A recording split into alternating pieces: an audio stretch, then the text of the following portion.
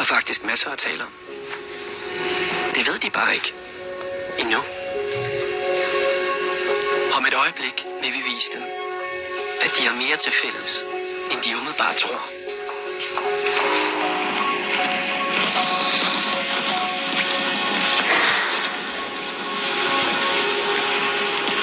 Hej alle sammen.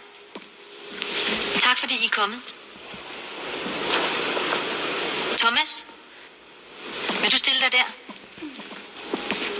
Og Aske?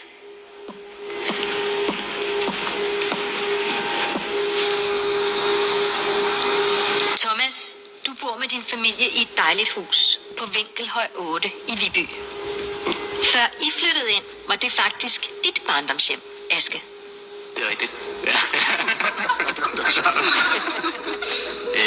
Fodbold i haven om sommeren og... Kan I forestille mig? Ja, præcis. Vi laver igen. Mathilde, vil du komme herop? I to har faktisk stået over for hinanden før. Okay. Men der var I 12 år. Og det var i en rugbykamp. Okay, ja. Kampen endte i øvrigt 42-0 til Askes hold. Tak for kampen. Ja, tak. Inger?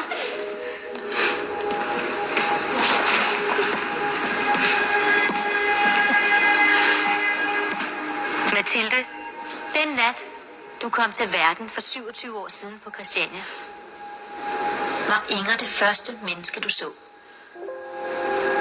Var du min jordmor? Det var så fint. Kan du huske det? Anna, i 2012 er din mand ude at løbe en tur.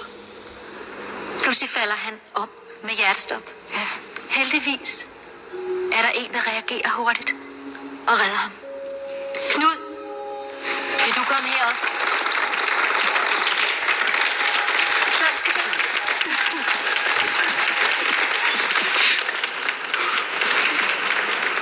Godt at hilse på dig.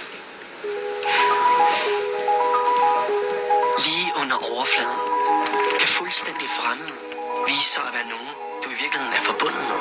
Det er godt et stykke tid siden. Nogen, der vækker glemte minder, som det allerførste kys. Nogen, der minder dig om, at du ikke er alene, men at der er andre, der også har en bulldog, der hedder Preben.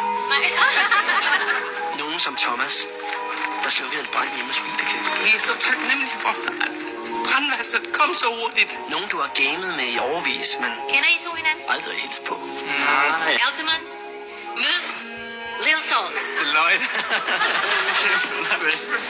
Du er topfracker, mand. Jeg har fandme kendt hinanden i 3-4 år, uden at nogensinde mødt hinanden eller set hinanden før. Altså. Hvis vi nærmer os hinanden, kan det være, at vi opdager, at vi deler samme skæbne. Rana og Maha, I kom til Danmark fra Syrien for 4 år siden. Dorit og Jan, I har en lignende historie fra 2. verdenskrig. Jeg har prøvet at være flygtning, og jeg vil aldrig glemme det. Det har betydet usigeligt meget. Og Rikke, det var din oldefar, der risikerede sit liv ved at sejle Jan over Øresund den oktoberaften i 1943. Det er nemt at passe sig selv. Det kræver lidt at passe på fællesskabet. Men er følelsen af at have noget til fælles, noget, der binder os sammen, ikke det hele værd? TV2. Alt